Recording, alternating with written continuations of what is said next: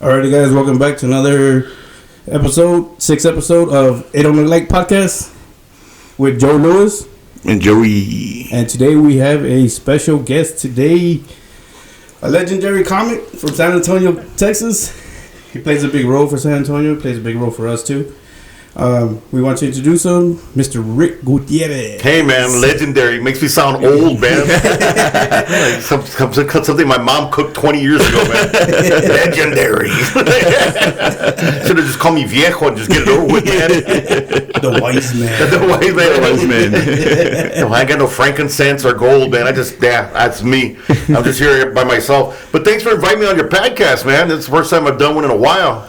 Really? How long has it been since? About maybe 7 years, 7, 8 years. 7, 8 years? Yeah, after the COVID, nobody could touch each other, man. Oh, yeah. Wow. Like, don't look at me. Don't breathe on me. They're like, wow, everybody was freaking out, man. It was weird, right? It was weird, but I think, that's why I keep on telling people, man. It's like, this planet's been trying to get rid of us for a long time, man. Very long time. The Black Plague and the Spanish flu killed millions of people, man. It's like the planet's down. I'm not worried about the planet. It's us I'm worried about, man. Exactly. We can't even get along. we were talking about that yesterday. We can't get along with each other, man. Yeah. I have a piece that I do in my show. I go, does anybody not know that we live in a ball that we can't get off of, man? Exactly. There's no other ball to go on to. And now the rich people are trying to get to Mars. Elon Musk, right? All that money they're spending to get over there, they can spend the money and fix the planet, dude. Exactly. I was like, man, I don't know how dirty I could get on here, but I used to do this bit, man, where I was like, it's funny, man. 200 years ago, you go to a river and drink out of the river, man. Just go there and take a sip. Now I wouldn't put my dick in a river, man. Are you kidding me, dude? Like, man, I got so much shit in the river, man. Microplastics. You got microplastics. Yes. That's why I can't get hard now. That explains a lot. Yes, my wife always wants to go to the river. Shit. And you got a micro penis. Like, it's not like that all the time. But no, man, that's what I'm saying. That people, my show now that I'm kind of putting together is more about being more of an adult, okay, and talking about things that I feel strongly about, about the planet and racism and stuff like that. Because I think it's important people to pay attention to it, man. I'm not worried about our kids, because our kids they're growing up in a more of a inclusive hip hop generation and black and white. The music's very much crossover. He says, man, I knew things were going wrong when country and western used to be number one that everybody listened to. Now everybody listens to hip hop, man.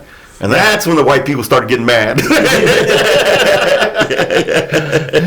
What about Keith Urban, George Strait? Man. Is he rapping? Do you like George Strait? Huh? You like George Strait? I did Labor Day concert with him when I first started at the Alamo Dome. Yeah, him. It was George Strait, Mindy McCready, Leanne Rimes, and Tracy Lawrence. Oh wow! How was George Strait? How was he? He's a cool guy, man. I mean, how you doing? My name's George Strait. Like nobody knows who you are, cabrón.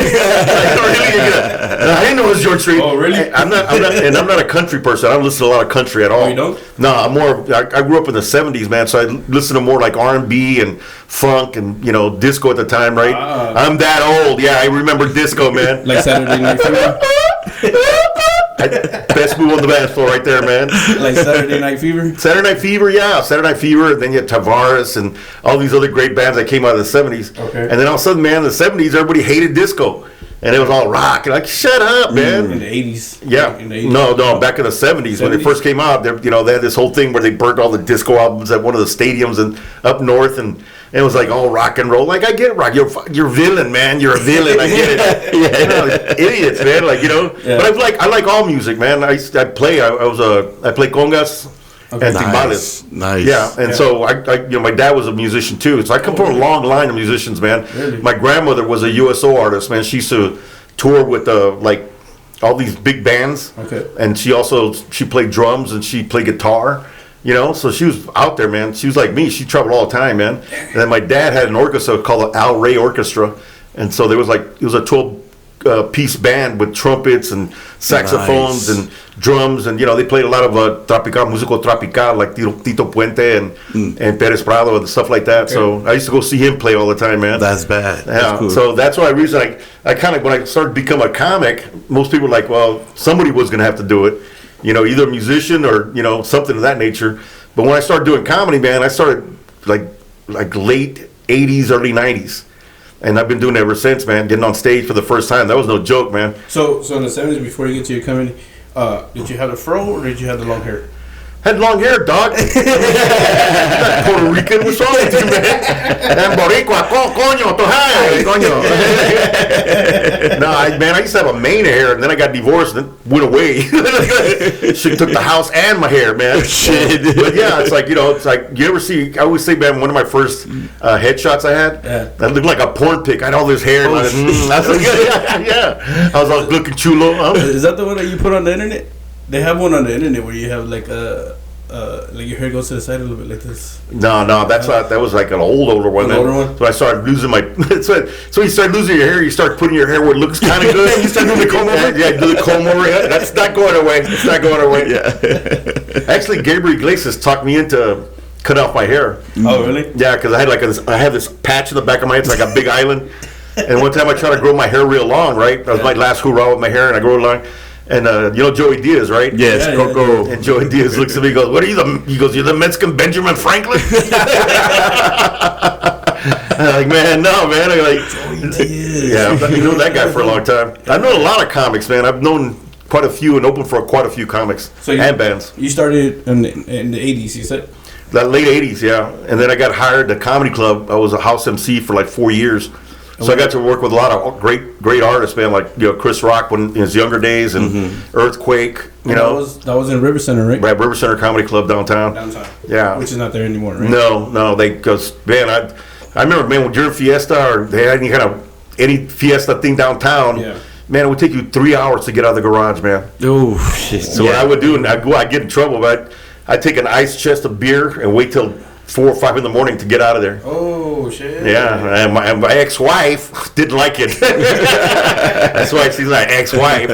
But yeah, I would come home real late, man. Where are you at? Like, hey, what's that? What you say? I'm stuck on the roof of the LOL.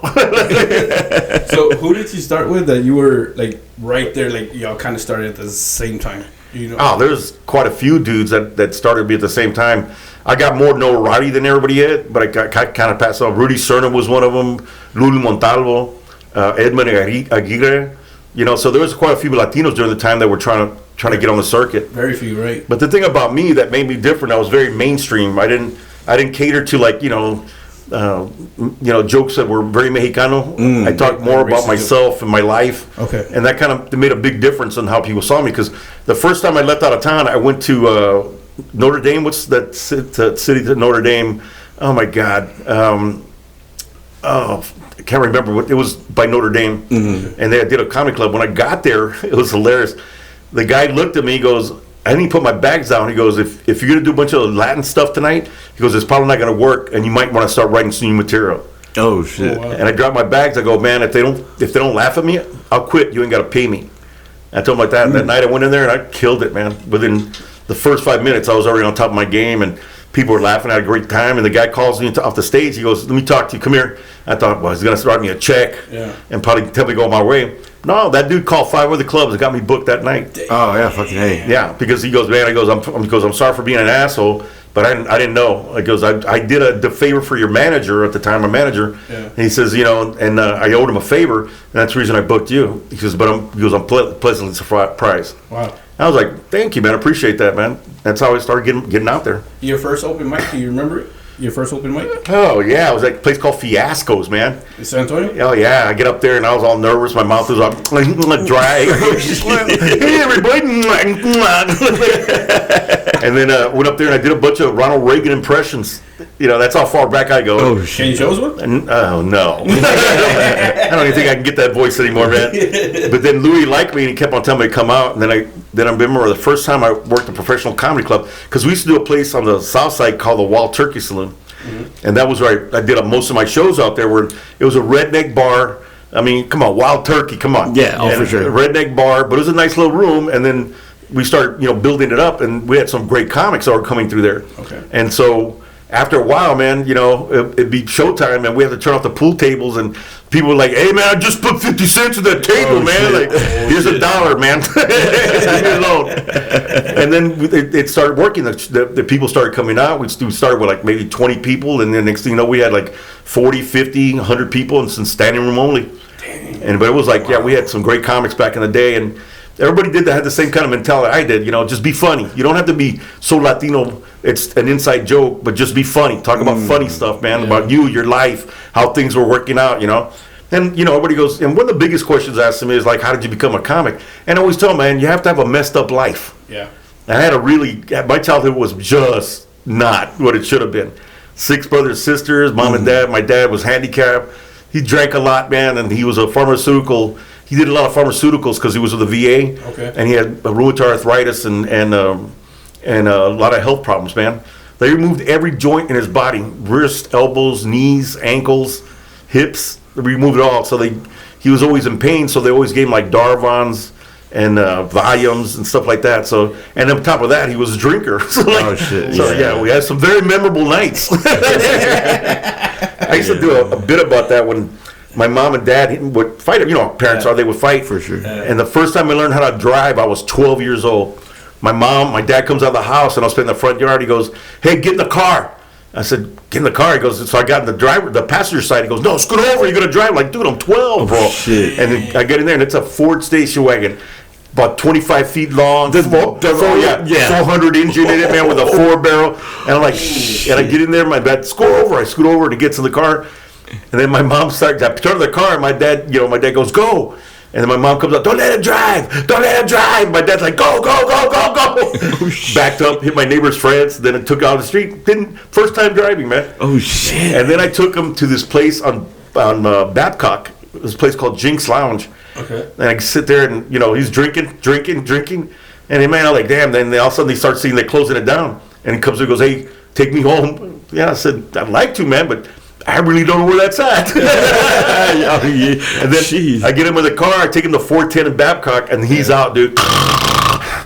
He's snoring. Shit. And the first rule I learned about my dad is you don't wake up dad. I don't care where he's at. Yeah. And so I got on 410. I started driving 410 for 3 hours. I drove on 410. Oh, shit. Going round and round and round and round. Shit. And then finally he gets up and he goes, "Where are we at?" Once again, man, I'm not Magellan, dude. And that was before we had all this other stuff. They have like maps and I had none of that, man. Yeah. So I was on the east side. I was off of W.W. White. Oh, shit. And then I finally, he finally got me home, and I went to sleep.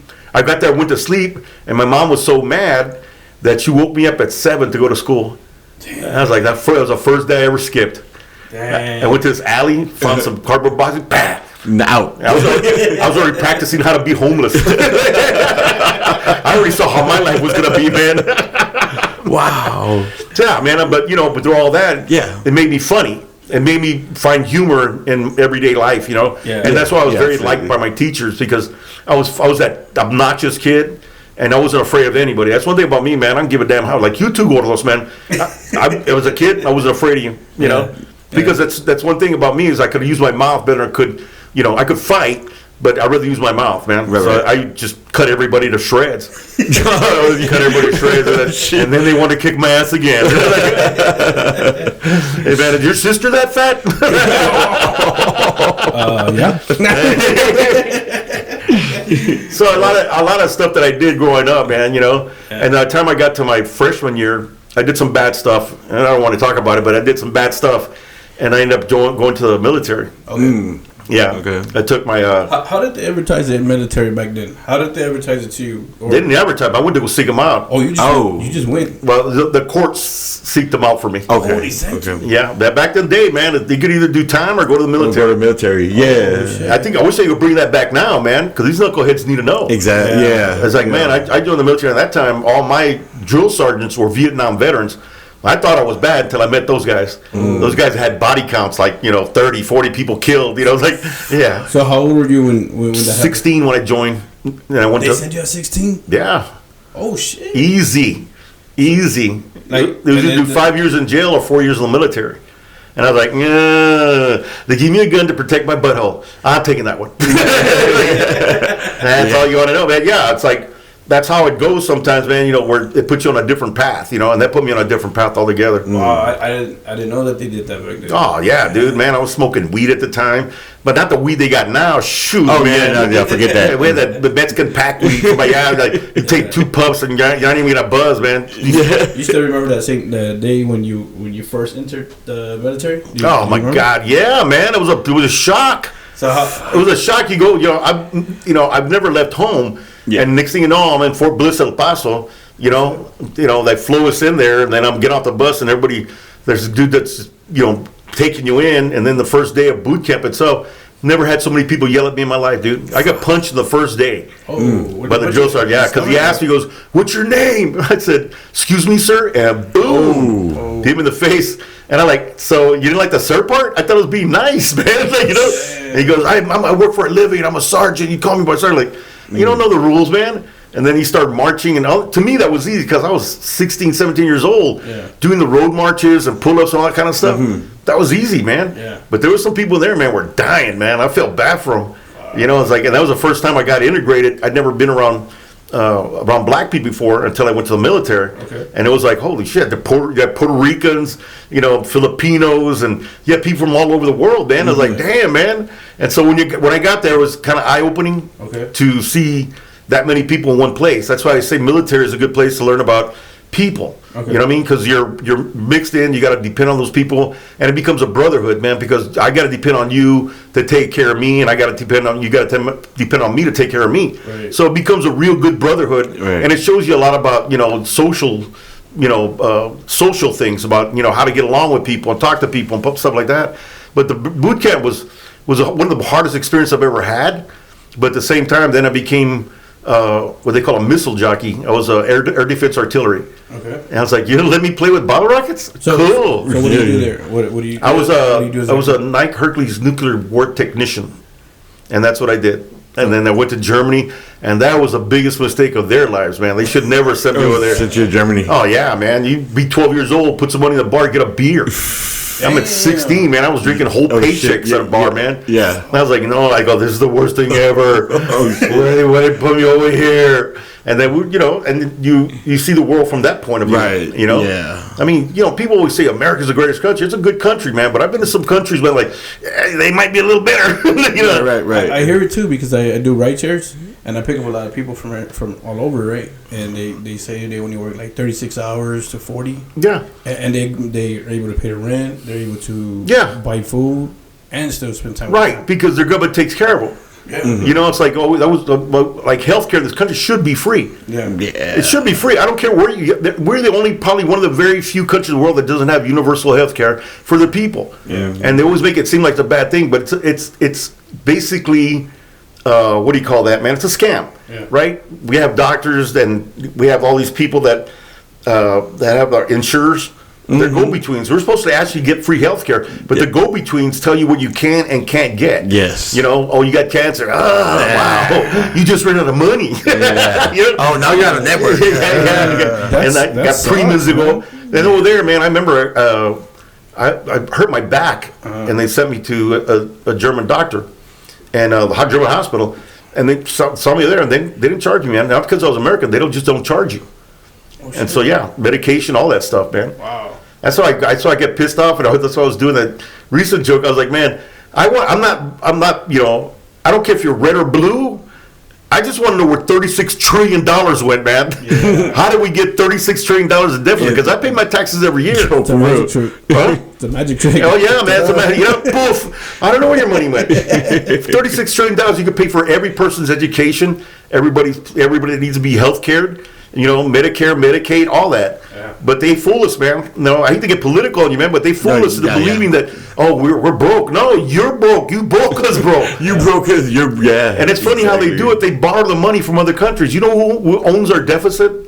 China. It's China and Japan. Jeez. One we blew up, and the other one we just pissed off. It's like, man, I don't get it. How we spent that kind of money. It's crazy. It's mainly on the military. Like, we have the best military for all that kind of money. I want to see UFOs. You know what I'm saying? Exactly. I want to see some shit that flies that we can't explain. Open up Area 51 for us. Come on, let's go. Tourists, man. But tourists, yeah, but it's like, it's like all this stuff that we do in this country. And as a Mexicano, people always like, how does it make you feel being Mexican in this country? I feel pretty good, man. I was born here. I was raised here. All my rest of my relatives came from Mexico, Chihuahua, or Piedras Negras. Yeah, grandfather and grandfather. But at the same time, people have that misconception that that we're immigrants and blah blah blah. No, we're just as good as anybody else. We've got my daughter. She's got a master's in computer science, and she's just doing really well for herself, man. And my son's got a bachelor's degree in liberal arts. Okay. And it's like that's what we're supposed to do. Yeah. See, it's like my parents understood one thing.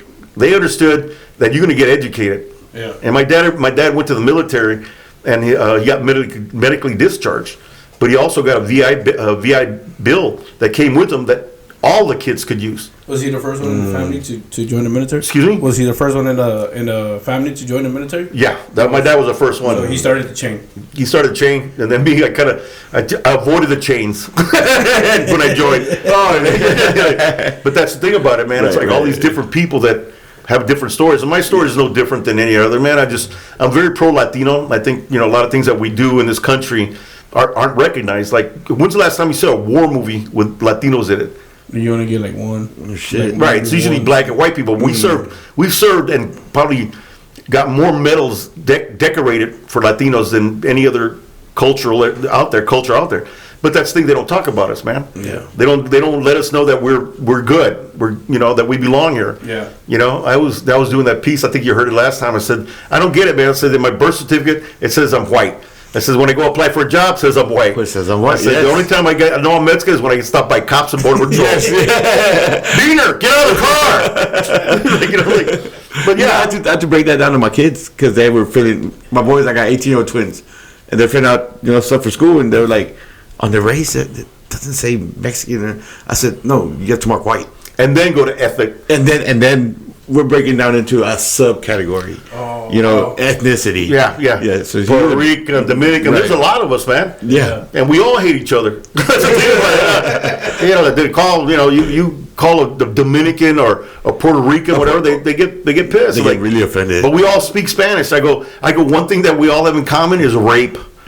That's what the Spanish did when they came over here, man. They got a little rapey. I'm not gonna lie, man. They're like, hey, true. Hey, we'll call them Puerto Ricans. We'll call these Mexican Americans.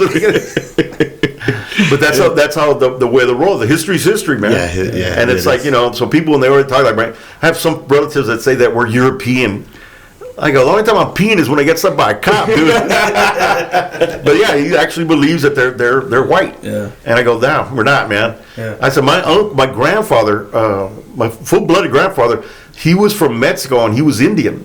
Mm-hmm. He was a Mastica Indian. Oh, okay. Yeah, and I was always laughing because he had one hair that he grew on his chest, and don't touch that hair, bro. Oh shit. Oh man, that was his pride possession right there. Okay. Why was that though? Like, cause I think on my mom's side and my dad's side, like we're not like hairy people, we're not all. Maybe not them, but you, my friend. I don't know if you skipped that one, man. He's like Wolverine, man. But yeah, it's like for some reason I don't know if it's the melanin or their how their diet is, but they don't grow hair. Yeah, and it's weird and stuff, right? Yeah, my grandfather was a hard worker, man. If anybody, he was the funniest person in my life at that. My dad was a very funny man, intelligent, but my grandfather, man, was a jokester. He did magic, card tricks, and because he did the peace gun, he would learn how to do all these different things, and so he'd come back and teach us, man. And I was like, it'd be funny. It's like, hey, Grandpa, how do you do that? He goes, give me $5. I'm like, really, man? I'm your grandson, bro. I was like, grandson, man. I don't get a break. I don't get a discount. Yeah, so a lot of that happens, man, where you go, you start looking through your life. Yeah. And I always tell people, most comics, if you listen to them, that's what they're basically doing, is talking about their life. Right. And how things worked out. Mm-hmm. And that's why I made a living doing that. Mainly mine was talking about marriage and kids, Yeah. One of my favorite lines that talk about it, like, it took me two kids to realize I don't like goddamn kids, man. They talk back, I don't like you. Shit, I don't like you either.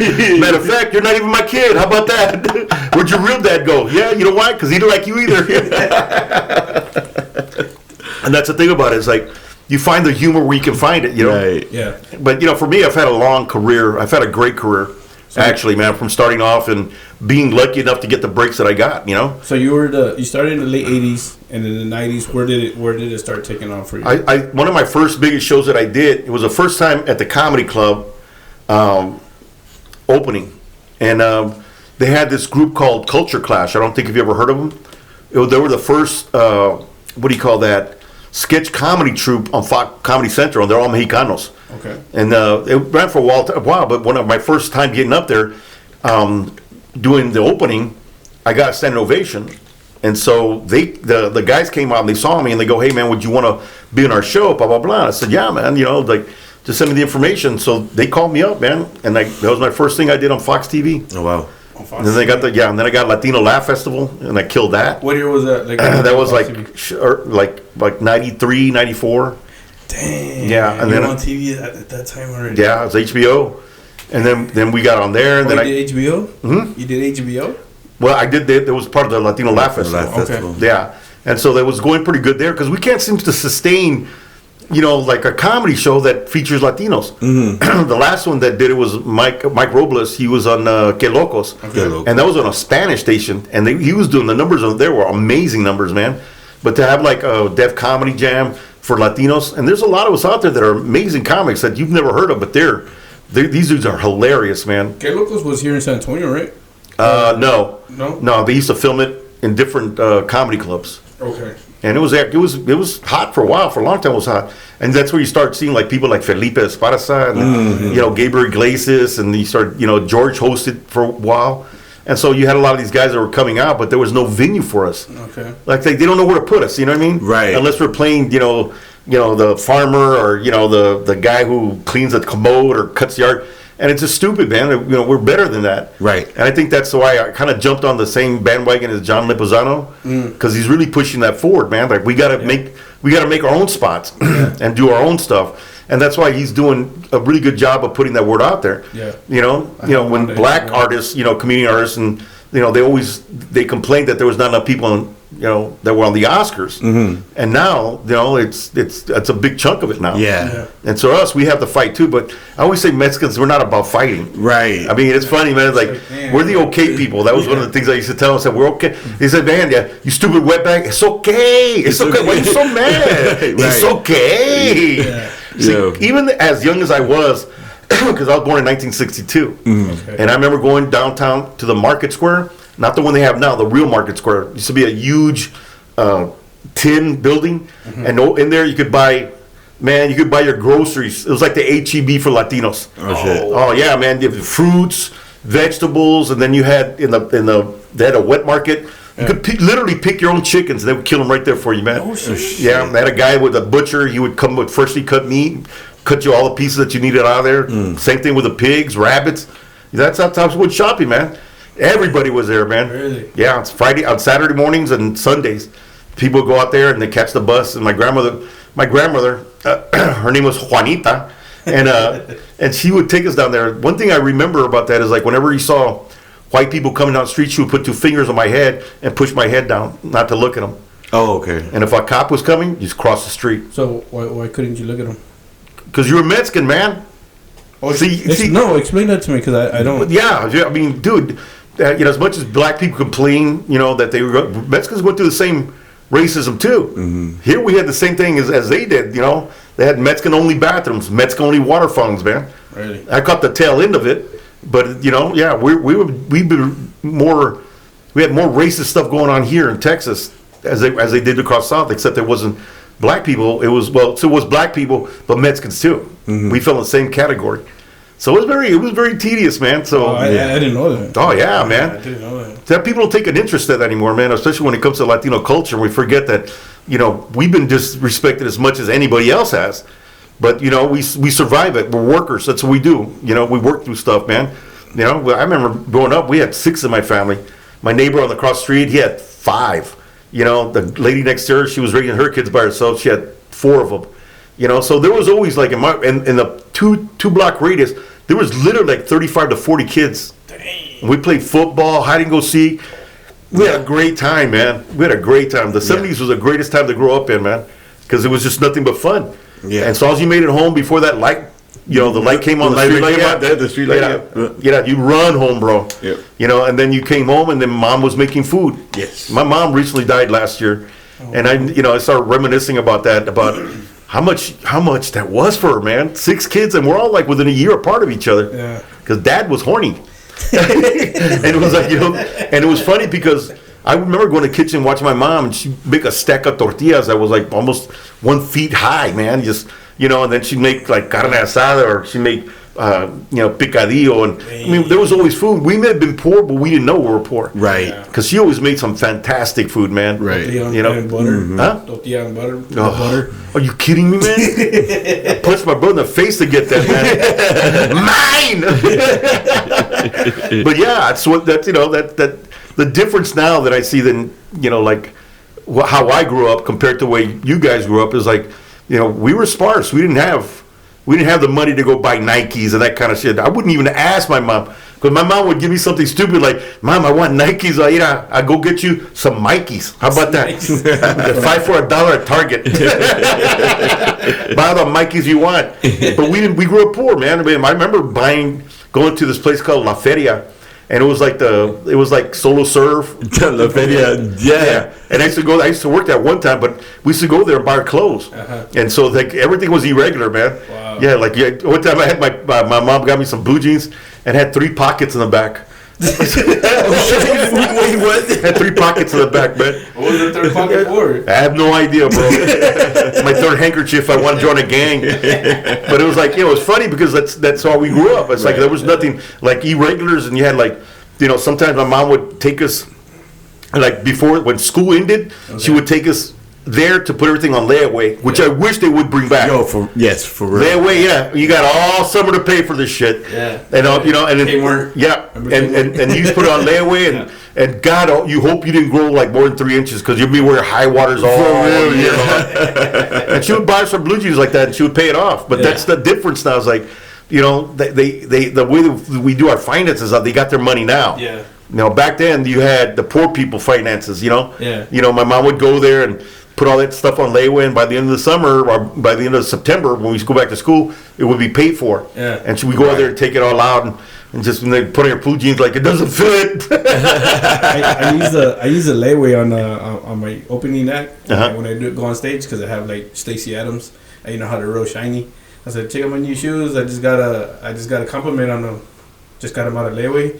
Yeah. And then I separates the crowd, right? All the older people that laugh, and then the ones that don't laugh. And so like, if you didn't laugh, all that means is I got bad credit. Right. So, Yeah. I remember that. I couldn't even get them out. I've been there for 2 years. Yeah, I know, but that's the way it was, man. Yeah. Like that's why here, man. Now it's like everything. We're so financially strapped. Everybody's always financially strapped. Yeah. Man, I couldn't believe when I found out a few years ago that the minimum wage is still $7.50.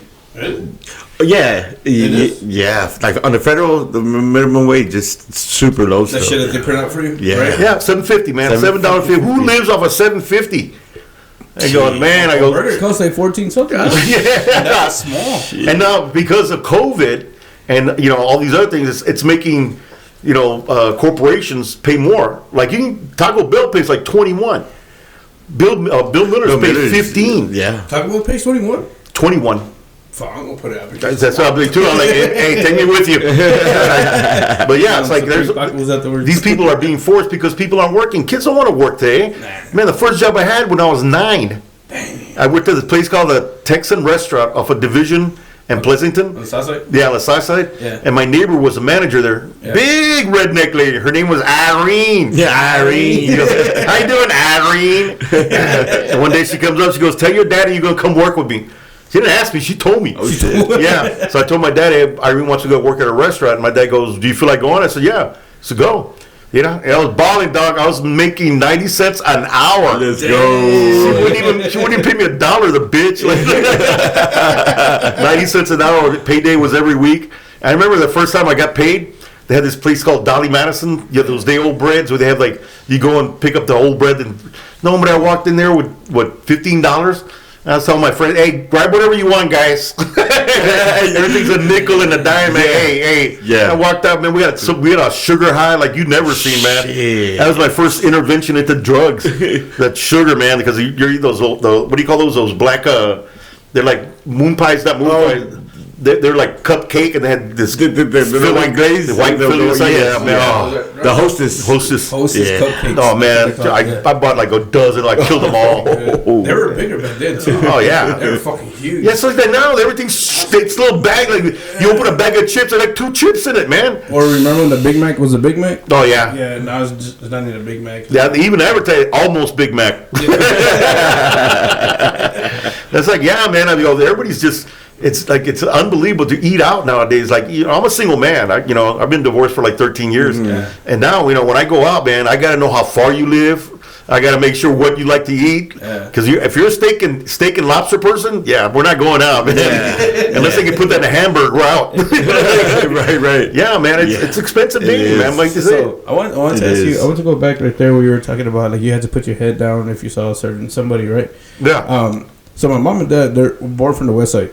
Right. So they're real tough and they're real like they don't like if you ask them much questions like, hey, why you asking a lot of questions? No, they're West Siders, yeah. Yeah, like why you want to know so much? Yeah, why you want to know? Yeah. So why was it like that? So what happened here? What happened in San Antonio? I don't know if you know the history of it, but what happened that they had to be like that? Because it was tough, man. Yeah. I mean, it's one thing about being racist, from the white people. Or even some of the black people, it was also being racist against each other, man. Yeah. Because back then, man, dog eat dog, man. And the Mexicanos work for a living. Yeah. They really, if I always tell people, why did San Antonio get built? Because we had Mexicans. Yeah. A lot of people that were able to earn a living. They had to be careful because somebody was trying to take it from you. And Mexicans are pretty much private people. Well, what do you want to know my business? What are you doing? Writing a book out of it? Exactly, yeah. So that's none of your business, man. What do you want to know for? Because we had parents. My parents were like that too, man. They were like that? Okay. Yeah. My dad was different because he was a musician for a while until he got really sick. Okay. And so he traveled a lot, man. So he was very smart when it came to dealing with people and different ideas of how cultures work because he'd gone all the way to New York and played up there and came back and used to travel around. So it was different for us. Like kids nowadays, they're stuck on the internet. They're not experiencing life. Yeah. Like, shoot, man, I remember, because I grew up off of Mission Road and a street called Compton. Okay. And it's right by the river. I remember there were some days, dude, I used to take off with my friends and go to the river, go swimming. Stay there all day, man. Go fishing, swimming. Yeah. We take off. Nowadays, everybody, where you at? Where's he at? Where's Mexico? Like, he's been gone 3 minutes. Keep it clean, go. Yeah. But we didn't stay inside. And he was 25. Yeah, right. And it's like we played outside constantly, man. I mean, it didn't matter. You could go to street over, but that was just our neighborhood. Everybody knew everybody. Now you go down a neighborhood, there's no kids playing. Yeah. Nobody's outside. Nobody's doing anything. Mm-mm. They're stuck on their video games, and that's the parents' fault. That's your fault for buying them that stuff, man. I see at restaurants when they go to restaurants. And they see the kids playing their video games, or they have the little, what do you call those, iPods or iPads? The iPads. Yeah, the iPads. Yeah. And then I don't know why my kids don't talk to me. You did that. Yeah. When we go out, there's a rule. It was rare that we go out because it's so fucking expensive. Family of 6, no phones. No phones, yeah. I don't even want to see it out. Yeah. So that gives us a chance to reconnect. Yeah. I mean, I cook. I'm a very good cook. In case there's single ladies listening out there, but it's like I cook good, And so when I was married, I would cook when I got home. My wife couldn't cook for shit. Damn. And then, so I would cook when I get there. Yeah. And so I would have my kids set the table, right? Put the plates out, forks, spoons, and then we'd sit there and talk. And nobody does that anymore. Nah. All the kids are in different rooms and blah, blah, blah. It's like, it's upsetting to me, man. It's like you're supposed to have that time after school because my dad taught us that. My dad, it didn't matter if we were at home, my mom would, get there. By the time you know it, she had the plates lined up so you could grab your plate, serve yourself, sit down, and then we sit down and talk. And he talked to you about, hey, what's going on at school? Or that was a time that my sister would snitch on us pendeja. He's a hater, man. Ray was skipping school, like, hey. And my brother was like, Mercy's making out with a guy in the bleachers. Like, it's gonna get good. It's better than soap opera, bro. Family dinner time at the table. Yeah, but that was dinner time, and we talked about things, man. And nobody does that anymore. Yeah. Nobody, has things that you have to talk to your kid about, or hey, man, how you doing in school? What's going on with this? Nobody does that anymore. Yeah. And it's sad, man, because like I see it every time. And then, the same thing is nobody cooks at home anymore. Yeah. You look at the how come people are fat now? All they eat is pizza. Fast food. Yeah, fast food, hamburger. Yeah. I mean, get a point to cook, man. I mean, and it's not hard to cook. It just got to take time to do it. And the women nowadays, yes, I'm talking about you bitches. Okay, so they don't learn how to cook. They don't know how to cook. But I can't tell you how many women I've dated, since I've come into my singleness, is that that don't know how to cook. Yeah. They're just oblivious. And then when I cook, they're like, "Oh my God, I'm gonna marry you." No, I don't think so. I go, no. I mean, but it's like, right? Because it's like it's fun to cook for me, right? But nobody cooks anymore, and that's why we have all these fat kids are around because all they give them is candy and pizza and all this other stuff. Man, stop. Yeah, I saw your Absolutely. YouTube where you were cooking. You did like a good 6 or 7 episodes. Yeah. So what you? I just man, it's like I trying to do it by yourself is too hard. Okay. You know what I mean? Yeah. I need somebody with a camera, better lighting. But I like cooking, man. I just make fideo, stuff that you can make easy. Yeah. Conchas and Oh, fideo, come on, yeah. picadillo, and Yes. what do you call that? Fideo loco. There were some easy meals. Like not the greatest meals for diabetics. Yeah. But I mean, salad or making salmon. Stuff like that. It doesn't take long to cook, but it doesn't take entire lot of your time, Right. And most of I'm tired when I go home. Yeah, well, I'm tired too, bitch. Like damn, like you're the only one that did stuff, right. But it's like, and then like, and most of them will tell you that. I want a man that cooks. What are you gonna do? Yeah. And I remember one time some girl told me that I cook in the bedroom. Oh, so we've been having leftovers for a while. Yeah, I said I don't care. But yeah, it's like that's the thing about it. It's Right. Cooking. The groceries are easy to have leftovers and stuff like that. And I do. I think we talked about that on one of our episodes. But like food always brings people together, right? Yes. And that's like what the woman does. Right? Like They used to. They don't do that anymore. When they used to back then, that's But the women have changed.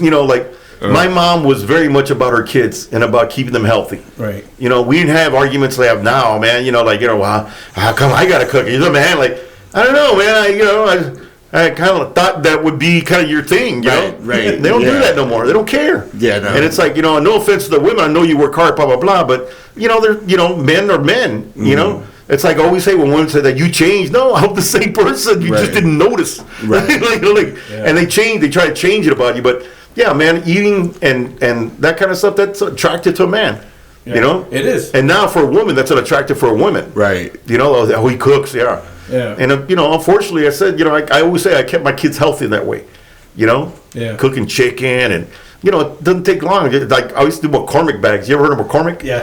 You open them and you put the chicken in there, and then you put the spices there in there. Yeah. And then you put potatoes and celery. No, potatoes, celery, and broccoli. Yeah. Yes. And then close it up in 45 minutes. Ya está. Yeah. Yeah, you use it like for the meatloaf. Yeah. Yep. Yeah, all that stuff, man. It's like, and here I am doing that, and she's like, "Oh my God, you're such a good cook." Cállate.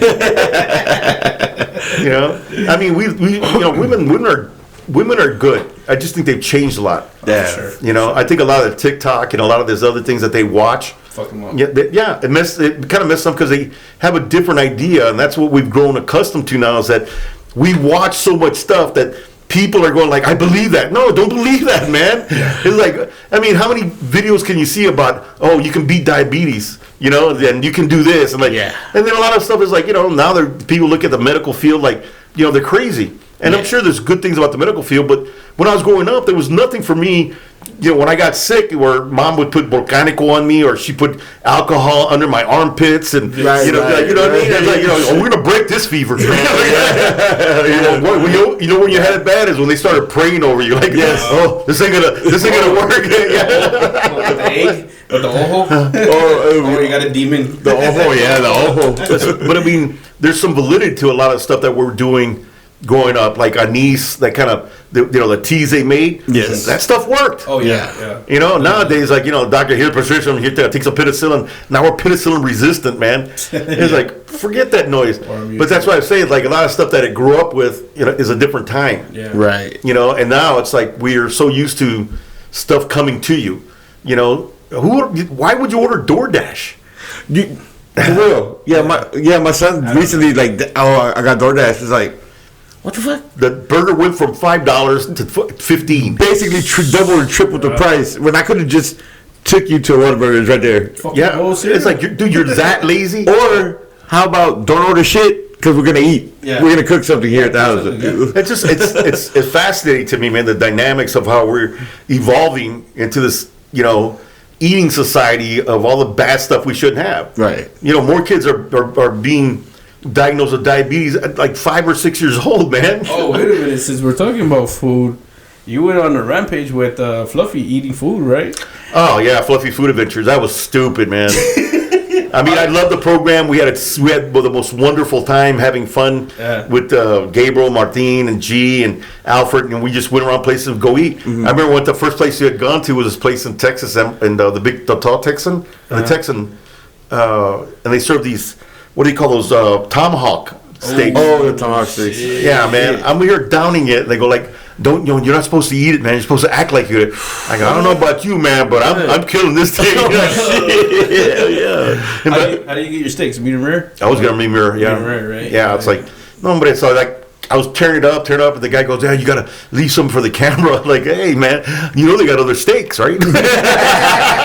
I'm not paying for this. It's funny, man. When you're not paying for stuff, man, you'd be surprised how much you can eat. Hell yeah. I was gaining weight on that program. It tastes better too, right? Oh yeah. Well, when it's free, that's why I wanted to be a chick. All the chicks got to say, I love you. What else you want, baby? ¿Qué más quieres? More drinks? What do you need? That's what the gordas. Yeah. That's right, man. But I tell you what, but after a while, it was a fun program. I got to fight with Chuck Liddell, the MMA fighter. Yeah. So I went to his gym and I was going to fight him. But he told me, because I didn't even know who she was, Holly Holmes. Yeah. And I was supposed to fight her, and I was like, hey, take it easy, I'm old, and blah, blah, blah. Then she threw a fake kick, and I went down, and she kicked me in the head, and I fell down, dude. I was like, she goes, I'm so sorry. I go, no, you're not. Who did you break up with? Oh, shit.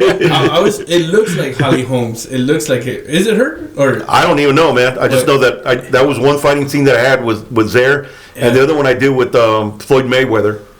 In Florida, yeah. How was that guy? That was bad. I was like, nobody wanted to fight him.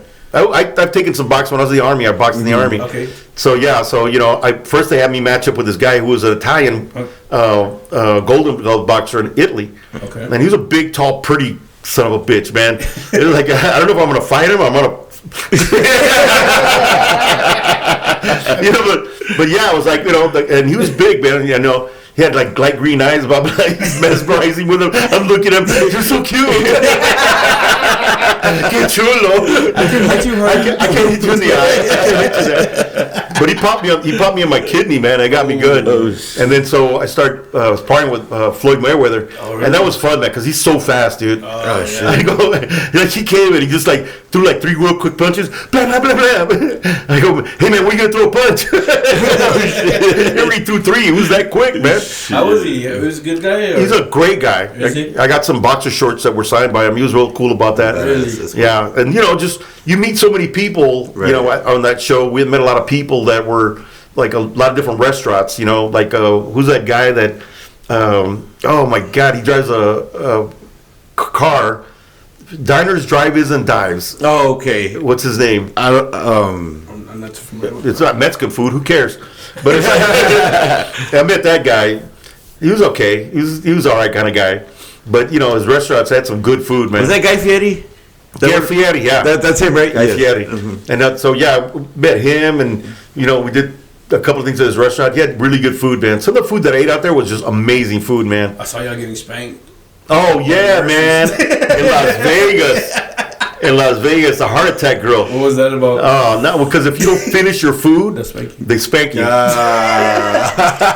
Bro, literally, they'll have them like this, and one more bite, I'm full. and I small stature one. She's like 3'11". Yeah. And she was a little bit of chick. And she kept on hitting me, going down on my butt instead of hitting me up. And that was hurting, man. Pa, hey, you little bitch. Pa, I'm not kidding. I'll kick you. But she kept on smacking me, man, like 3 times. It was fun, man. It was a fun thing to do. Right. And and the guy that owns it, man, he goes, there's been people that had like 3 or 4 heart attacks there at the grill. Oh shit! Because those burgers, they're made in lard. Right? Yeah, they're made with lard. So everything on there, man, is just. They tell you before you eat it, right? They actually have a warning thing, like a pack of cigarettes, that this food will kill you. Okay. Yeah, and I was like, oh, but crap, man. Like, and then you get on weight scale. You get on scale, so the way you take your weight, stuff like that. Like, oh my god, that was one of the places I like going to, but I probably never go back again. Because man, there was a lot of food, man. Yeah, it looked like the burgers, like, man. They're thick. Yeah, they were just, and cheese all over it. Like, oh man, I'm fat already. It's not working for me, man. Right. How long did y'all do that season? Those episodes for? We did 1 season. 1 season? Yeah, no, we did 2 seasons of it. 2 seasons. It was fun. It was the most fun I ever had. And then it looked like you were having fun. Oh, that's all we did was have fun. Yeah. Some days are better than the other, but it was you, Gabriel, Alfred. Oh yeah, before he went off by himself, right? Right. And then Martin. There's somebody else. Nah, that was it. That's it? That was all of us. Okay. Yeah, so yeah, it was interesting, man. It looked like you were having a lot of fun. Always have fun. Dude, the crew that we had, they were all fun. Gabriel's one of my best friends I've known for almost damn near 30 years. How did y'all meet? I met, believe it or not, the Latino Laugh Festival, man. Really? Yeah, we started hanging out. He was a big fan of my time because he had just started. And he was like, man, I started Latino. You're funny, man. Blah blah blah. So you were before him. Yeah. You were in the career and then he came along. Right. Okay. But Gabriel's he's likable. Yeah. He has likability that's off the charts, and people like him, man. Yeah. You know what I mean? And he's just one of those guys that you look at going like, oh wow, big people can do this too. Yeah. And he doesn't make any qualms about it. Like I've seen that guy stay after a show for hours signing autographs, taking pictures. And he's just that kind of guy, man. Yeah. So I've had some comics that have talked smack about Gabriel, and I'm like, the reason that they do that is because they're not at his caliber. Yeah. He's one of the most prolific writers I've ever seen in my life. That guy can take one piece of material that happened that day, and he'll make a whole bit about it that'll last about 10, 15 minutes. Mm-hmm. I was sharing a story with Joey when I met him at the Volkswagen. But he's not your friend. Yeah. No, I'm kidding. He's my friend. Yeah. How long were you talking? Did he bring me up? Does he talk about me?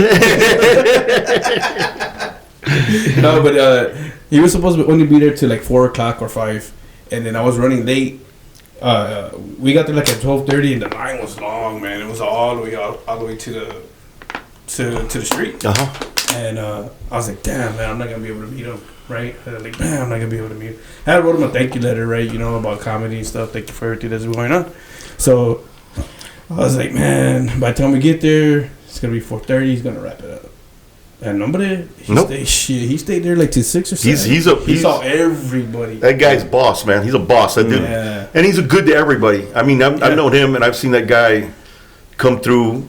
And the way he talks to you too, like it's like if he's there to see you. Yeah. You know what I'm saying? Like, yeah. That's the thing about it. Hey. Los perros. Hey, man, what's up with your dogs, bro? Come as my guest, not as food, man. What is wrong with you, man? Oh, my God, man. Those dogs break into the house looking at me and the other guy like we're burglars, man. That was funny. It's funny. He went after you first, man. I go, take the fat guy. Take the fat guy. Oh, shit. But that's the thing about it. Like, it's funny how comedy comes to be. Yeah. No, I was, quick. Yeah, because this dude, man, like, come to my house. It'll be fun. You don't have any problems. I live in a good neighborhood. Next thing I know, it was like the Kuzo with that stupid dog. What's the name of that dog? What kind of dog is that? There's 2 labs and a husky. How many dogs you got, man? 3 dogs. 3 dogs and 2 cats. So here we go, man. Don't be that guy. Don't be that guy. They're like family. No, they're dogs. No, they're family. So Sorry about that, guys. No, that's it's fine. all That's good. always, it woke me up a little bit, man. My blood started rushing. I saw Well, that. I'm used to what's her name? Lizzie. Lizzie. The husky. The husky, yeah. She's She usually hangs out in the podcast. yeah. Oh yeah, but the other dog, man, didn't look nice at all. Like it looks like you. It looks like you took him out of the dog pound, man. Hey, I've been locked up, homie. What's going on here? Hey, who's that vato? You didn't invite me. Right. Yeah, come here and introduce me. I'm the only brown one here. Funny, man. Shit. But yeah, that's like I said, man. That's what comedy is in a nutshell. Is just having fun. I mean, everything I ever do, I have fun. Okay. Right. So y'all hit it off right there when he met you.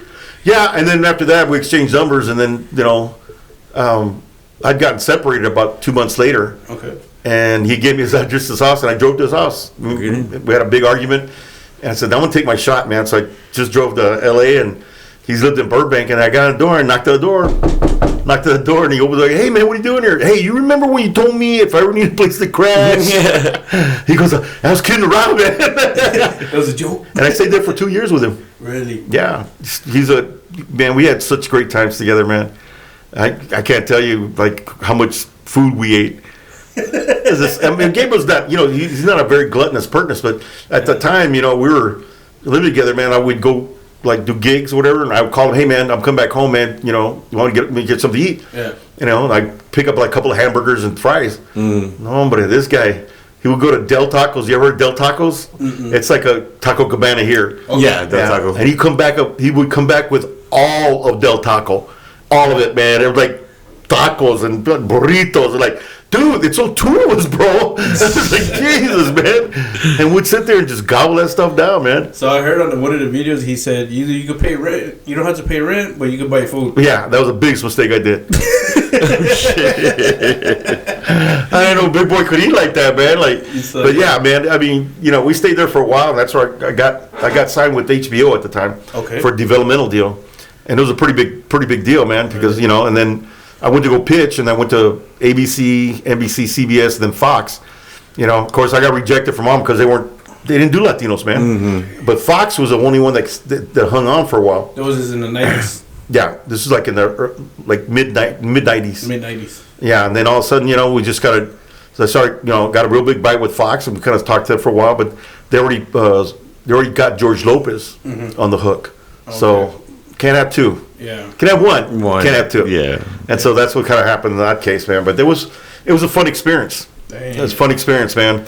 Met a lot of people there that were really great people. Armando Cosillo, he was one of Gabriel's friends, and me and him, he's an older guy like I am. He's actually older than I am, and just amazing guy, funny guy, and just always happy about stuff. And then, that's what I met, some of the bigger stars that I got acquainted with. What's that, Jay Leno? He would do the Comedy Magic Comedy Club on Hermosa Beach, and I met him, Carlin, a lot of just George Carlin. George Carlin. What's his name? Some of the younger guys like Tosh. Okay. Daniel Tosh. He was an up and comer when I was there, and he kind of broke out. But there's like Kevin Neely. They would do a birthday show. On the birthday show, all the comics that performed there, because it's like you have the comedy clubs, right? Yeah. And when you got to Comedy and Magic, that was like graduate school. You went there because you were ready. Okay. Because the majority of agents were there at that club looking for people, going, I'm going to sign that guy. I want to sign that guy. And so a lot of times, it was a different kind of audience, and then, Laugh Factory and the Ice House, which I miss very much. Ice House is just... That's in California, right? Yeah, it's in, I think it's in kind of like Pasadena. Okay. And the Ice House is just one of the older comedy clubs that always had a great audience. And when you got up there, dude, you could fart and people would laugh. It was that kind of perfection. Yeah. I'm there to have a good time. Yeah, they're going to have a good time. Yeah. And since then, man, they've been trying to sell it. I think somebody else bought it, but the guys one of the sons from the Lakers, he bought the club. Oh, really? You kept it the same? Yeah, pretty much. Yeah. Okay. Yeah, because it's a fun place to go, man. It's a very iconic place because a lot of people get started there. Yeah, I heard the Ice House a lot. I see a lot of people do their special. Laugh Factory was another one, and then they had, they've had so many clubs downtown, and now they got Flappers Comedy Club, which is the newer comedy club, but it's sustaining. It's got a lot of great people to go because people always looking for a place to work out. Even now, me coming back on the scene again, because I got out for almost like 4 or 5 years. I had a stroke, so I had to mind myself, and get better. But now I'm feeling pretty good, so I'm coming back to stage. So that's the reason I'm going to the smaller comedy clubs to start building an act. So when did you have this? So what happened? Was it before 2020 or? It was right before the COVID finished. So 21, like around 21. Yeah, 21, 22. What happened? So I just remember one day I would go to the bathroom and I started getting dizzy, and I feel like I had to throw up. I was like, and I fucking threw up, and all of a sudden, man, I just hit the bed. I didn't wake up for almost 14 hours. Oh fuck! And then when I woke up, I was still dizzy, and I couldn't remember stuff. Like I couldn't remember easy stuff, my keys or my phone and blah blah blah. And I was like, so I went to my doctor because I'm a veteran. So I went to VA, and the guy he comes back and he goes, because they did a CT scan on my head, and he goes, I know what's wrong with you. I go, what's that? He goes, you had a stroke. I go like you say, like, that's happy? Was it like I should be happy about that? Yeah, man. And he goes, so yeah, it affected your left side, which is where your memory is, and kind of thinking. And I said, no, man. And he goes, so what do I got to do? He goes, well, quit being stressed out. So I couldn't get back on the road anymore, to do anything. So I just kind of laid loose, relaxed. Okay. And I'm feeling better now, So after 2020, y'all stopped hitting the road, right? 2020, y'all started hitting the road. 21, you were doing the videos, cooking videos. Right. And then you were going to start a podcast. I was going to try to start podcasting, man, but there again, it's like, you can't do it by yourself. Exactly. It's like, and people that come to your house, like you getting bit by dogs, kind of risky. It's like, but yeah, so I kind of just gave up on all of it. And I just said, let me just relax. And then I went to real estate school, and I went to get my license. Oh, hell, okay. And so, I haven't got it yet, but I'm still trying. And the thing about it is, and you start doing different things, like I hadn't been home this long in a long time, which I think contributed to my divorce is because, you're gone like 40 weeks a year, 50 weeks a year, and you're traveling. Right. And like, unlike you guys, man, like I had to travel my car for 17 years. I was in my car, and I moved from one gig to the next gig. So I've seen all the United States. People don't realize how beautiful this country is, man. I've seen it all, from North Dakota all the way to New York, Boston, down to Florida, California, Great Plains. I've seen it all. Damn. It's beautiful, man. This is the most fantastic piece of property ever. Too bad the Indians kind of lost out on it, man. I get it though. I get it now when I look at it. I go like, God, these guys had it made, man. Yeah. I did, hunt for deer, go fishing. Food's right there. Right there. And I was like, I laugh because I do casinos. I go, so this is what they left you with? It was freedom. Freedom. It was freedom, right? That they had. They had freedom. Oh, absolutely, man. They were, but it's like anything else. We all, I always say it's history. We wouldn't have now. What we have now, we wouldn't have gotten if it hadn't had for that history. Yeah. Even as horrible that it is, we still wouldn't be where we're at now. And today, even now, I'm going like, still not that great. Right. Yeah. We still got problems, man. But we still figure them out. Like I never thought I'd be in a place where I experienced racism like I've been over the last 4 or 5 years. I was just never seen that before, man. Still right now? Yeah, even now, man. It's like it's funny. It's like racism is like. It's like a disease, and once you catch it or you give it to somebody, that shit spreads, man. Yeah, it does. And little by little it goes. I used to say we had cordial racism. It was very cordial, man. Hey Juan, you got your that's nice. I can't stand that. Went back. Hey Juan, good to see you, brother. But you never said it out loud. Right. But now it's like it's out there. It's so horrible, man. Yeah. I keep on telling people, it's like, she girl. And especially when it comes to people like, I'm a Christian. No, you're not. I saw what you said about that guy. But that's the way it is, man. And everybody goes, how do you find humor and stuff like that? Yeah. Being a hypocrite, being people that go out there and they say one thing and they totally don't even understand what they're saying. Just like when I see these televangelists, like Kenneth Copeland or with the guy from Houston, what's his name? Joelstein. All these guys. There's a special place in hell for those people, man. Oh, absolutely. And it's like, people do, and they still go like, Believe in God. You can do that at your church, and that's free. Yeah. I go to Catholic church, man. I go kneel down, do a couple of calisthenics. I give them like $5. I'm out of there, man. I go to a gym and church. Gym and church is right. You know, I go there and confess to the priest. Hey, you know what I did? Hey, you want to hear what I did?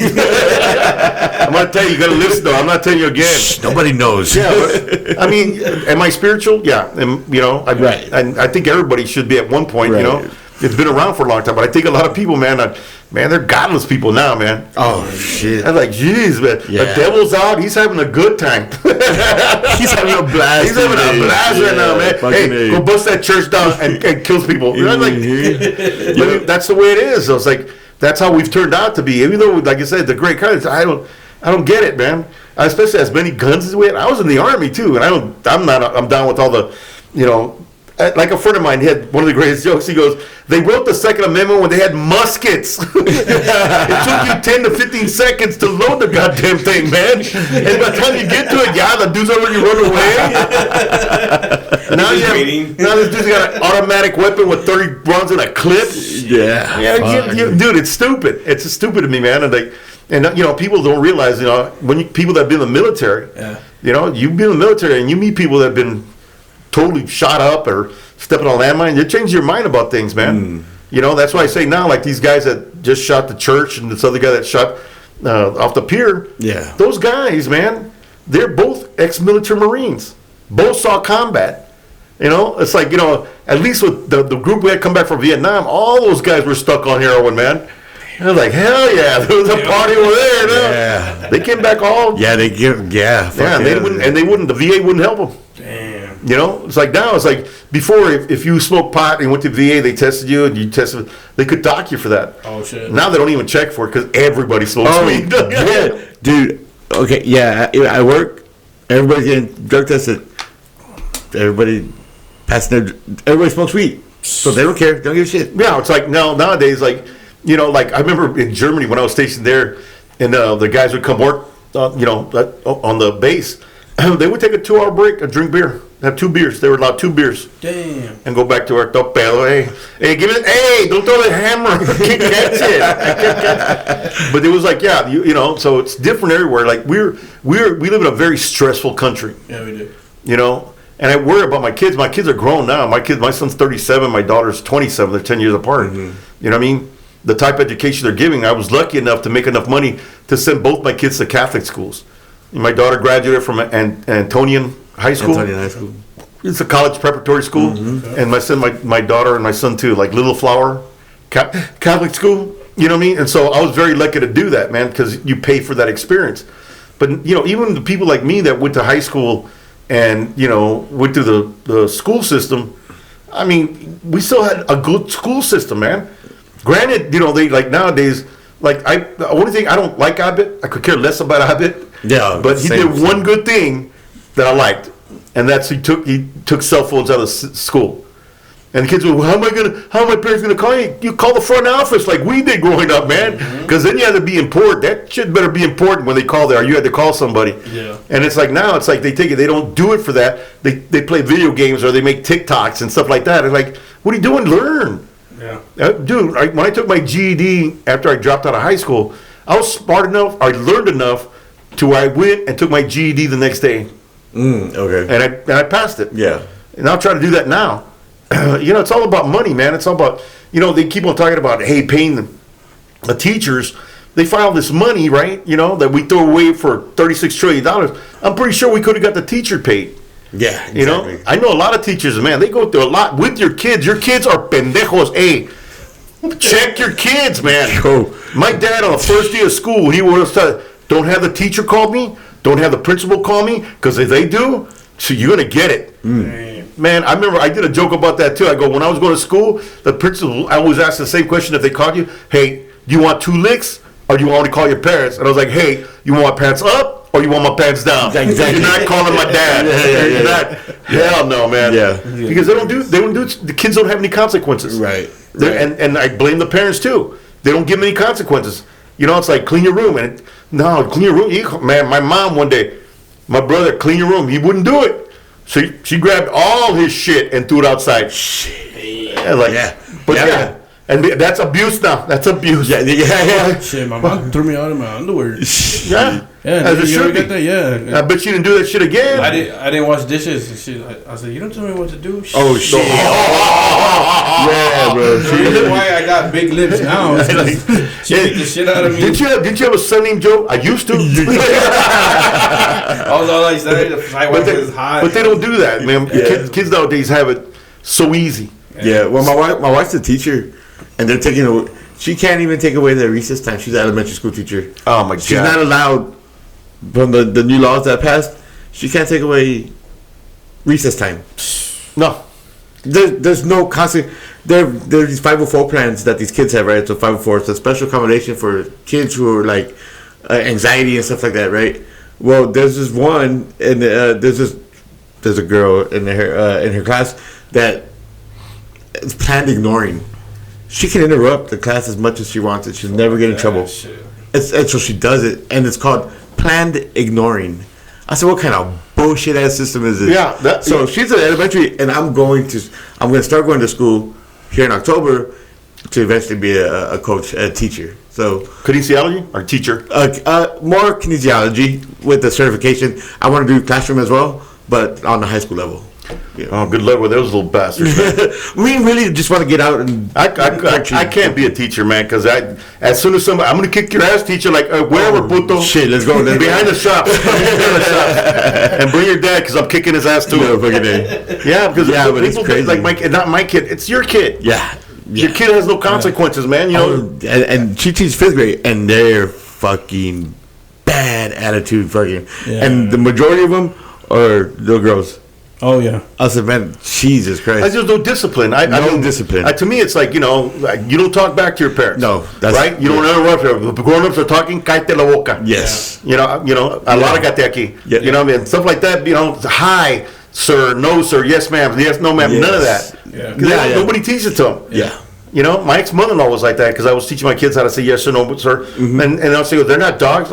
Hey, you messed up your kids. Don't fuck with mine. Right. Yeah, growing up, that was big. You couldn't interrupt either. You just and then when you went to an interview for a job, that's the same verbiage that you kept when you were there. Yes, sir. Yes, ma'am. Exactly. I don't know, ma'am. Yes. But now you go to any restaurant, man. They act like assholes. Yeah. When I went in for my fucking job over there at Six Flags, they were. It was the first meeting in front of managers. You had 16, 17-year-olds. Fucking this and fucking that. I'm over here like. I'm 44 years old. Like, oh my god, what? This is your first, bro. Hey, bro. Yeah, bro. And chicks say that, bro. I'm not your brother. What the? Yeah, they say, bruh. Yeah, bruh. What the fuck? Bruh, like, and it's no different than dude. Like, we're growing up. Hey, dude, what's up, dude? Yeah. Everybody has their different language. Yeah. But it's just like nobody has a handle on their manners. Manners, yes. Manners. It's just like it's manners. You don't cuss in front of people. Mm-hmm. You don't do things that are meant to be hurtful to other people.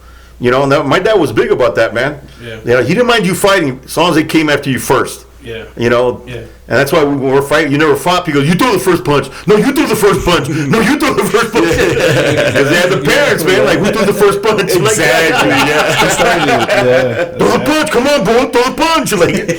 But you're just there. Yeah, and it's like, and like I said, man, the situation now with our school system is like, we have fights, but we never went to go get a gun. Yeah. Right. The shit was over. Yeah. That's just nowadays, man. It's too dangerous. You walk around with the embarrassment. Yeah. Yeah, with the ass kicking. Got your ass kicked. Sometimes they would be your friends after that. If the ass kicking was real good, fuck yeah, we're cool now, right? Yeah, right. We're good, bro. We're good. Let me have my tooth back, bro. 2:30 at night. Yeah, but that's the thing about it is, it's just I'm 62. Mm-hmm. There's a lot of stuff that's changed in my lifetime, man. I mean, to where I'm going like, wow, it's getting worse. It's getting worse, And it's it's the country doing it. I think a lot of times that we've taken advantage of the situation. Like, I'm in the entertainment business, and I see a lot of stuff that comes out on TV going like, man, they shouldn't be showing that shit. Right. It's too graphic, or we don't know who's lying. Like when I grew up, we had the what do you call that? The family hour, right? Yes. All the stuff was made for family, and after 10 o'clock, it was that's where it became more adult. Right. But now kids just see anything. There's more kids are addicted to porn now. Yeah. I said, when I'm growing up, the closer we came to porn was Victoria's Secrets magazine. Came out once a year, man. You know, you had to be pretty smart to get that down, man. Like, and now it's like, you know, it's right there in front of you, man. All these kids are you know, doing their thing and they're sexting each other and stuff like that. Like, why? It's fucking wild. There's two things I wanted to ask you about. Fluffy had said on this video, and both of y'all were together. He said you were gonna be a registered nurse. I was trying to be a registered nurse until I realized how much math that costs, and I didn't want to kill that many people. Yeah, it's a lot. That's a lot, man. I have dyslexia and dyscalculia. Okay. That's my biggest problem. Why I didn't do so well in school. Yeah. It's got those two biggest problems. I can't read effectively, and numbers. When I look at them, I see a 29. I see a 29. I see a 92. Right. I invert numbers in my head.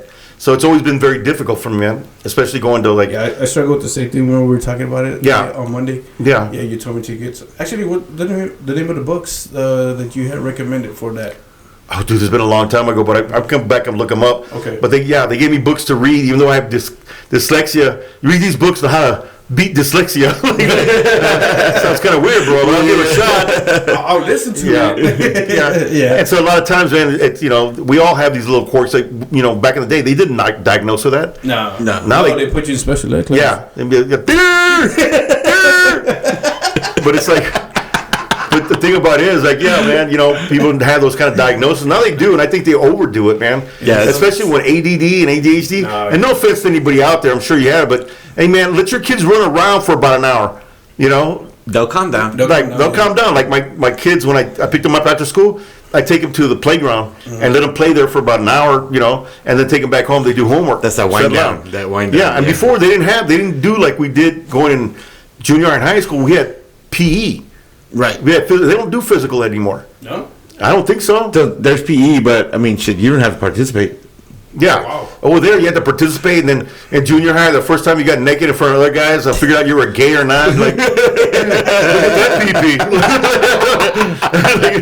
I mean, but that was the truth. Remember that? You were in shorts, you had to change in the dressing room. How old are you? Yeah, I was probably, 13, 14? Yeah, I mean, we had to change in the dressing room. Change in the dressing room, then don't go take a shower. Yeah. And they talk you about hygiene. You know, it's like, yeah, man, you know, get your armpits, boys. Like, yeah, really? Get them huevos. Yeah, we had a Coach Medina used to talk like that to us, man. It's so funny, man. Yeah. So you were gonna pursue that, and then what happened? You just took off with Fluffy. Yeah, because Gabriel offered me a position on the tour, and I was very happy about it, man. You know, and I was going to St. Philip's College. And I was doing really well, man, because I said I'm not the brightest thing on the block, but I take a lot of remedial courses like math and English, and I flew through them, man. Actually, one of my professors, I was doing my second English, what they call it, remedial English. Yeah. And she told me, she goes, you write really good. Like, you write great stories. Yeah. And she wanted to see if she could talk me into doing creative writing for her, because that's what she taught. She goes, every time I read your stories, they're very compelling. They're very interesting stories. She goes, you know, and it's very seldom that I get a student that actually can write something that has a great story to it. You know, it's very compelling. Okay. And so there was a lot of stuff that I was thinking about pursuing that, but at the time she asked, she goes, what do you do for a living? I said, I'm a comedian, actor, and writer. And she goes, I can see that. You know, your imagination is very well honed. Okay. You know, except for the porn I wrote. Put your leg on my shoulder. And then she moaned, ooh, ah, ooh, ah, ooh, ah. And then I woke up, it was all a dream. It was a man. It was a man. Hey, I don't know what kind of dreams you had. But yeah, it's like. So that means you write the way you talk, right? Yes. Because in school, if you wrote the way you talk, you were in trouble. You didn't know how to write. No, it's different because when you're writing scripts, it's called what they call real-time writing. But because the manuscripts, you're not using proper vocabulary. Right. Yeah. You know, you got it. You know, blah blah blah. You talk like the streets. Right. Or depending on what the character you're writing for, that character is going to talk different. Mm-hmm. So you have to write for that character. Yeah. Mm-hmm. Right. And so when you start learning that, like when I'm teaching class, I teach people how to talk like that. Find your character. Yeah. How do you evolve? In a comic and develop. Like me, everybody knows me as the old pissed off guy. You know, because there's a lot of shit I don't like in the world anymore, and I talk about it, and I make my points. Being kind of mad about it. You know, but at the same time, there's other parts where I get kind of lighthearted and able to discuss romance or love and blah blah blah in that frame. Yeah. You know, and I always tell people that's the thing about comedy. You know, there's a frame of thought. Yeah. You know, a joke, a piece that you have to give them. Whether you're mad, happy, sad, there's just a frame of thought you have to give them. You know, right? And so a lot of times when I'm there and I talk about kids, they really piss me off. I'm not gonna lie.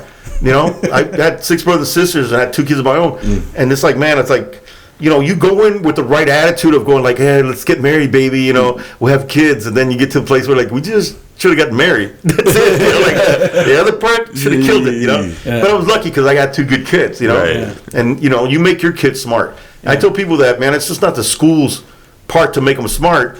I made it a point, like my daughter, I made her a reader. Yeah. Because when she was growing up, and I would buy these flashcards, you know, simple ones. It, there, was, and she learned those cards. And then I started teaching her how to read, you know, in books. By the time she was in 3rd grade, she was not 3rd grade, in 3 years old, she started reading by herself. And my sister thought she was a genius. Says, no, that's work. Yeah. You know, same thing with numbers. I got her interested in by the time she was in when she was 3 and going to kindergarten, she already knew her timetables up to 12. Yeah. You know what I mean? So it's like what you put in them. Kids between the age of 0 and 5, there's a chemical that's released that allows them to learn faster at any time in their life. This is the fastest. This is the most you can give a kid is right here. You know, and people don't take advantage of it. Yeah, they could learn like 2 or 3 languages. They could, you'd be surprised. And that went from 0 to 5 or 6. They can learn so much more. But if you put them on the right path, which I read in a book, and put them on the right path, and then you show them the things they need to learn, then they'll take to it. Because after then I started taking her to the library. Not library. I took her to Barnes and Nobles, and so I would buy her books every like 2 or 3 books. But they have this place where they have hard copy books. Yeah. Right. And and I would buy those. There's a $5 table, and I would buy those, and she would read them. She would read them all. I remember the first time Gabriel had met her. One of the times he met her, she had gone to California with me. And she gets in the car, and she's back there, and she has this real thick book. And Gabriel goes, hey, man, what is she reading? I said, ask her, Gabriel. He goes, what are you reading, Victoria? She goes, I'm reading Pride and Prejudice. And he goes, for school? She goes, no, I just want to read it. He goes, wow. I can't even get Frankie to read a book, man. But it's like, you know, but the thing about it is like that she loves to read. Mm-hmm. And one thing about kids right now, 2 things they have to do is they have to learn to read, and they have to learn to write, and arithmetic. Those are the biggest 3. Right. And nowadays, nobody teaches them that anymore. Right. They can't even write cursively. I thought that was stupid. Yeah, that shit's weird. Right? Like, how do you sign your name when not in cursive? Right? They just put an X like a pirate. What? Sign your X, sir. Sign your X. So unless they're being taught by their parents or on their own, they're not being taught that cursive. And a lot of kids, and that my wife tells me, have real bad penmanship. Yes. Horrible. Like, they're 5th graders. Should be, you know, but they look like kindergarten, 1st graders. Well, yeah, I mean, but that's the thing is, we allow that to happen. That's right. It looks like that? Yeah. I try to read that this week, man. That's Chinese? That's Chinese? I was like, I go, what is it? A prescription for penicillin? Right. We're talking about his handwriting, man. Yeah. I was like, oh my God, this is bad. Yeah, but you're right. They have been passed every grade. Bullshit. And yeah, it's allowed. Yeah. It's allowed. Well, they take things more out. Like, and now, like I have you heard me tell that joke, right? I was always telling people, I said, you know, like, when we're growing up, we had to learn how to spell, man. Oh, yeah. And they give you 15 words on a Friday, messed up your weekend. And then you were super pissed off. Yeah, you messed up your weekend. On Monday, you came back, and they were hard words like it, there, two, and two. And you can't even believe how people don't know the difference of how they're spelled. You're absolutely there right. They are. Wow. There, right there, and then there. You know what I'm saying? Yeah, it's like 3 of them, right? Yeah. There's 3 different ones. Yeah, it's but they don't know because they got AI now. They got spell check. That's what they have. It's like, it's like I hate that I went to school during a time where it was that hard. It was difficult, man. I was gonna ask you. So when Gabriel gave you that opportunity, and knowing that you were good at something too, to become a nurse, how risky was it for you to? It was very risky, dude, because I wanted to be a nurse. It's steady income, you know, and or anything in the nursing field is steady income, you know. But taking a chance of being a comic, man, you get hurt. That's it. I hope you made enough money, You know, because the thing is, man, it's like you're self-employed. I've been self-employed for 33 years. Nah. You know, and it's like, it's a difficult, I don't care what anybody says, you know, people always say they look at this now as a comedy, as a job. It's an art form, man. Yeah. And not everybody's going to be good at this. Right. Right? If you're lucky enough to be good at this and make money at it, man, count your blessings, because this is a very difficult field. There's 100 people out there that are, you know, trying to do the same thing. Thousands of people are trying to do the same thing you are. And some of these people, you know, like before, you had to have, you know, a good 30 minutes or 40 minutes to go on the road, right? To be a middle act. Okay. And now it's like, you know, these people have 10 good minutes and they send it to somebody, and then they go to the club and then they only have 10 good minutes and the rest is like fumble to fumble. Mm-hmm. And so, like, yeah, I was very happy about the work that I put into it. And it's work. This is work. You start to find out how much work this really is. Yeah. That's exactly what we were talking about last night. Yes, sir. Yeah, we're getting ready for the podcast. So You know, like I was telling them, you know, I'm a fan of comedy, right? I've always wanted to just, you know, open mic maybe one day or something, but I'm a real big fan of comedy. So when I see the work, and that's like, man, it's a lot of hard work. And I said, in comedy, that's an art. It's an art. It's a craft, and not everybody has that. And because you're crafting a picture that nobody's seen. Nobody was there. I told that the other day. I told them that nobody was there when this happened, and you have to make it to where they can see it through your verbs and your words and your movement and your energy, and to have to show people what this was all about. You know, and to me, it's, you know, the people that do it very well. I was very, you know, amazed at the time when I started doing comedy to watch like Richard Pryor, George Carlin, some of the older guys that did a great job. Yeah. You know what I mean? Now it's like, you know, most comics are silly or they're dirty, or, you know, and that's the way the kids are growing up now. It's like, you know, it's not an art form anymore. Right. You know, who can be the craziest guy out there to make them laugh? Mm-hmm. And to me, it's like that loses a lot, because as comics, we also send messages out there, you know? Yeah. We also pick an idea, pick it apart, like I do with, you know, growing up, you know, poor, you know, and doing all these different things. It's showing you an idea how lucky you have it.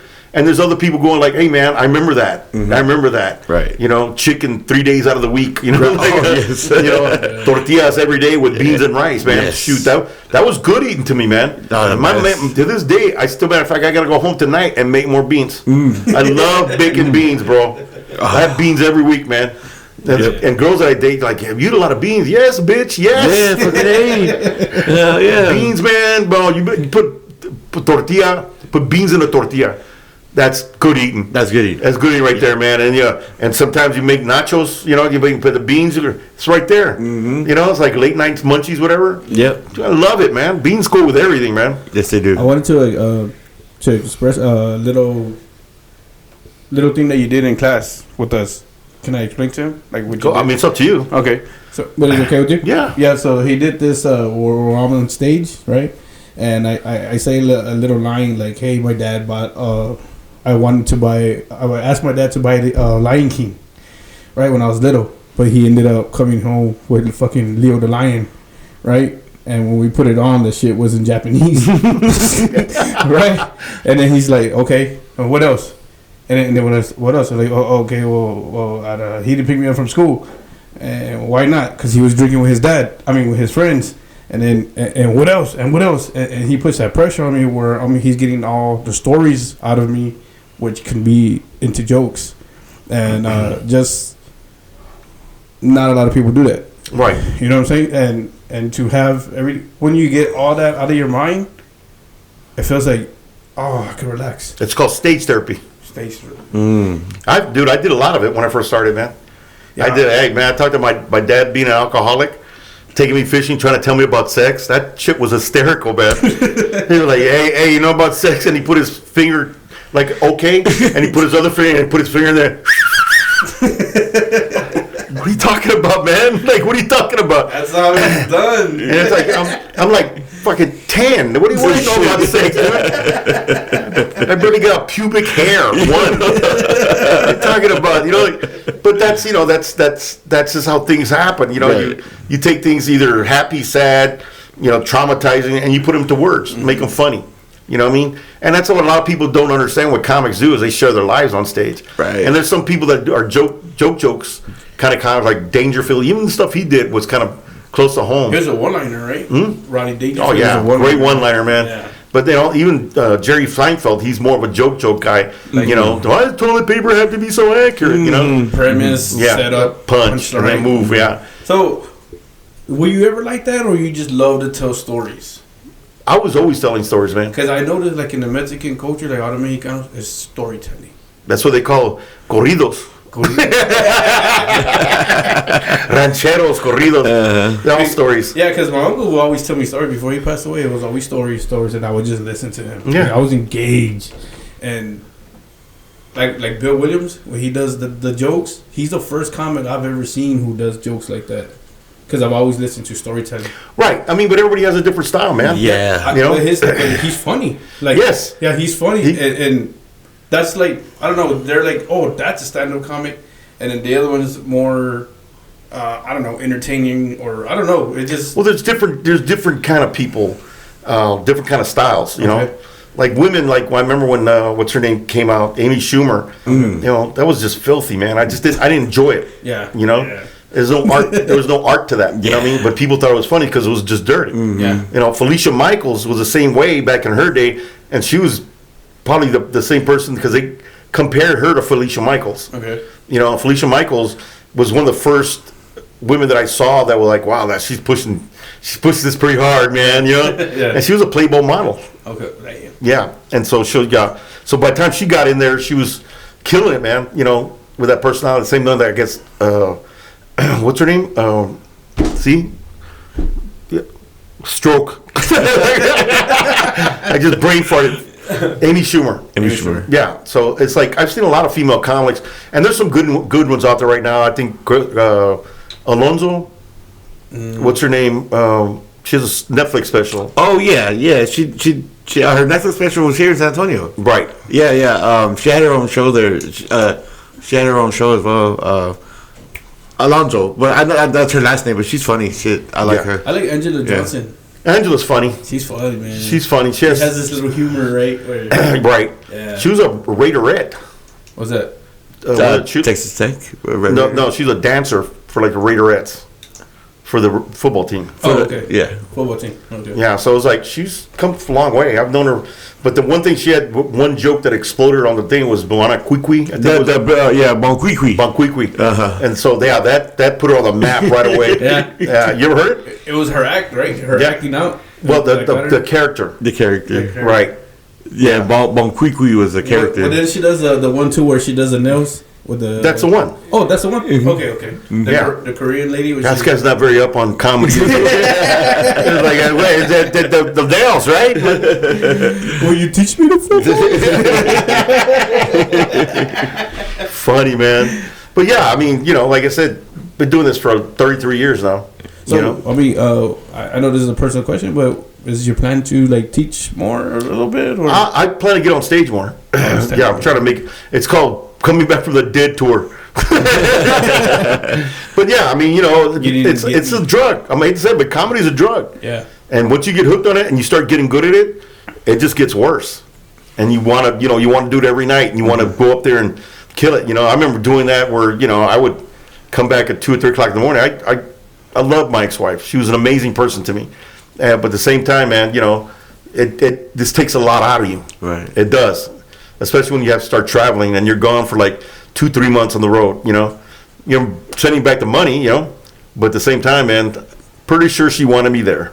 Yeah. Right. So, and plus having 2 kids, she raised my kids almost by herself, but at the same time, it's never good. Right. So I'm kind of taking my time out now to figure out where I'm at. Okay.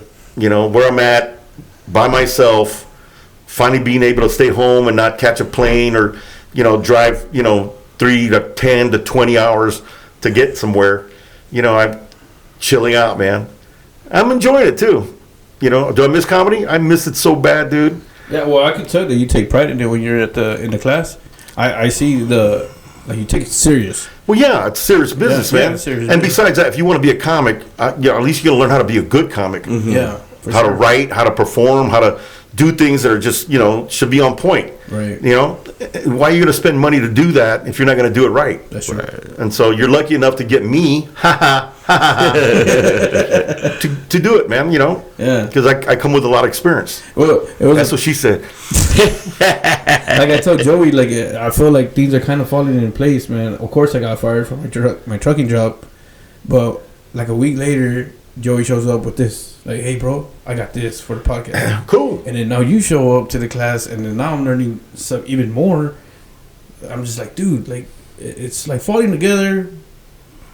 But the other part, you still got to work too, right? So I don't know. So my question is like, do I go back and do the trucking just to get the financial? Dude, you do what you do for your family. Yeah. You know what I mean? I make. I was lucky enough to where I could make money. Yeah. Because I was working at the sheriff's department, and then one day I just quit my job, and I just went on the road.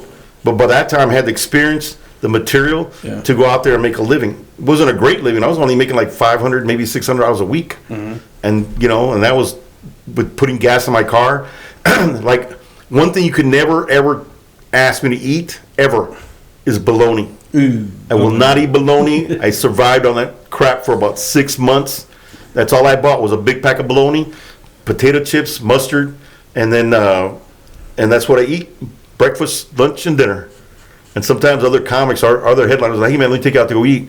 I was grateful for that, man. Yeah. Because a lot of times, man, like, and then I would send I'd keep maybe $50 in my pocket for gas, and then Send the rest home.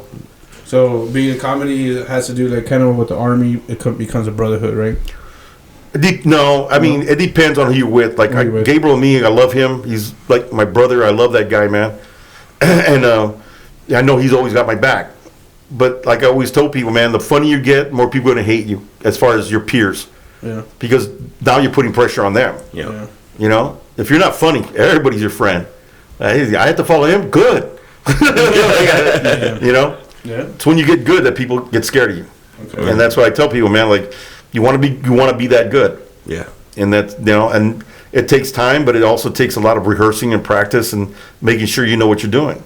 I remember the first time I really rehearsed my set, I was opening up for Paul Rodriguez at the Majestic. Dang. And I put it on, and man, I had a great show. My mom was in the audience too. Really? I can't fail now. I told you, mijo, pendejo, que no. It was a great time, man. And but it was also one of those things where, you can be too good, and you put pressure on people. It doesn't do you any help. It doesn't help you very much. Really? Yeah, but at the same time, at least they look at you as being a headliner next time you come back. Anyway, so what's else? You want to wrap it up? Yeah, let's wrap it up. Yeah, we can wrap it up. Yeah, for sure, absolutely, man. All right, Mr. Rick Gutierrez, I appreciate your stories. Fuck off. And your history.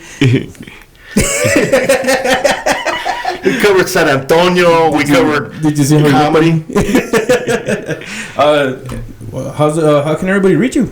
Instagram? Do you have an Instagram? At Funny Rick on Instagram. And then I don't even remember the rest of them. Instagram is the one I'm always on. Yeah. Okay. And if you're out there, man, listening, spread the word around. Let them know that this is a great podcast, at least the one that I'm on. And, let people know that they got to come up here and support Latinos in their podcasting. I appreciate that. Yeah, appreciate that absolutely. very much. Maybe not this show, but some other show. No, this show, man. But thank you for having me. I appreciate it, man. I haven't done one of these in a long time. I might have been talking too much or No. I enjoyed listening. Absolutely did. Yeah. So thank you very much. And we would love to have you back whenever you're ready. I'm always ready, man. There's only a little bit that I shared with you tonight, man. I appreciate it. I didn't talk about the time that I used to strip. Oh, yeah, come to stage. They call him carnitas. All right, man. Guys, we're going to wrap it up. Thank you very much, Mr. Gutierrez. Rick Gutierrez. At Funny Rick. At Funny Rick. Thank you for coming out. Instagram, right? Yeah. Alrighty, sir. Thank you very much. We'll catch you.